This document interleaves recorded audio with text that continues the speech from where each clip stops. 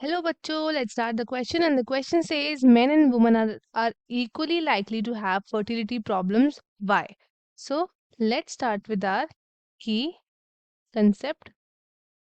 Key concept हमारे question का क्या है? It is fertility problems. Fertility problems. तो फर्टिलिटी प्रॉब्लम्स को हम क्या बोल सकते हैं? फर्टिलिटी प्रॉब्लम्स को हम इनफर्टाइल भी बोल सकते हैं या फिर हम कह सकते हैं infertility in male and female. अब जो इनफर्टिलिटी है ये क्या होता है? इसका मतलब होता है कि you are not able to get pregnant, not able to get pregnant. तो ये क्या है? ये आपका एक फर्टिलिटी प्रॉब्लम है। तो अब उसके बाद क्या होता है? ये आपके मेल एंड फीमेल दोनों को हो सकते हैं। Men can be infertile too, men and women, ये दोनों क्या हैं? ये आपके इनफर्टाइल दोनों हो सकते हैं। ऐसा नहीं है कि फर्टिलिटी जो है आपका सिर्फ और सिर्फ मेल के अंदर पाई जाएगी या फिर फीमेल के अंदर। अगर आपकी फर्टिलिटी दोनों में पाई जाती है तो इसका मतलब क्या होगा? इनफर्टाइल भी दोनों हो सकते हैं। तो इनके केसेस क्या क्या हो सकते हैं, मतलब रीजन क्या हो सकते हैं? तो अगर हम बात करें मेल की, तो अगर हम मेल के कॉजेस देखें तो सबसे पहला तो क्या होगा उनका? Effective production of sperm. Effective production, effective production of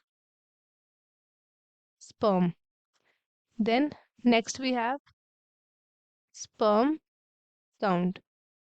Yeah, you can say the number of sperms. Next is the shape of the sperm. Shape of sperm. And then next is movement of sperm. Movement of sperm में भी आपके effect करेगा। तो अब risk factor क्या क्या हो सकता है मेल्स में? तो सबसे पहले तो उनकी ओल्ड एज, ओल्ड एज हो सकता है रीजन।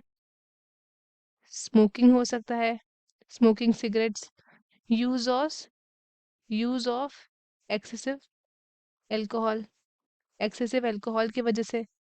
देन वेट एक रीजन हो सकता है, एंड डिफरेंट डिफरेंट टॉक्सिन्स के साथ जो इनका एक्सपोजर हो रहा है। ये सारे आपके क्या हैं? ये सारे आपके रीजंस हैं, जो रिस्क फैक्टर हैं, जो कि एसोसिएटेड है किसके साथ? With the infertility in main. अगर हम बात करें फीमेल में, अगर हम बात करें फॉर फीमेल, तो फीमेल में क्या क्या रीजंस हो सकते हैं? तो सबसे पहला तो ओव्यूलेशन। ओव्यूलेशन जिसमें आपको क्या होता है? मैच्योर एग रिलीज होता है ओवरी से। फिर वी हैव फर्टिलाइजेशन। इसमें क्या होता है? आपका स्पर्म मीट करता है एग के साथ फैलोपियन ट्यूब के अंदर, उसके बाद वो ट्रैवल करता है थ्रू सर्विक्स एंड यूट्रस। और फिर होता है हमारा इम्प्लांटेशन।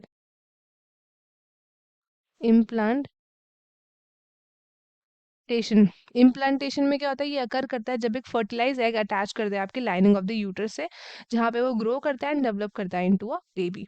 अब अगर हम इसमें फैक्टर्स देखें तो क्या क्या होगा? एक तो इंक्रीजिंग एज, फीमेल की एज बढ़ती है तो आपकी उसमें इनफर्टिलिटी आना शुरू हो जाता है, तो एक ये रीजन हो जाएगा हमारे पास। Then smoking cigarettes could be a reason. Using of excessive alcohol, alcohol भी क्या करता है? इनफर्टिलिटी लाता है। देन ओबीज, ओबीज एक रीजन हो सकता है, दैट इज अंडर वेट, और यू कैन से अगर ज़्यादा वेट हो गया, ओवर वेट हो गया, तो वो भी एक रीज़न हो सकता है। देन आपके sexually transmitted infection, sexually transmitted infections, तो ये भी आपके क्या हो सकता है? ये भी रीजंस हो सकते हैं, दैट इज एसटीआईज। तो ये आपके क्या करते हैं? फीमेल के जो रिप्रोडक्टिव सिस्टम है उसको क्या करते हैं? उसको डैमेज पहुंचाते हैं। तो हेंस आपके जो मेल एंड फीमेल है वो आपके लाइकली इक्वली लाइकली है, जिससे क्या होता है? आपकी फर्टिलिटी प्रॉब्लम्स आ सकती है। It is not specifically male and not specifically female, it is for both of them. तो स्टूडेंट्स, आई होप आपको क्वेश्चन अच्छे से समझ में आया होगा। All the very best and thank you.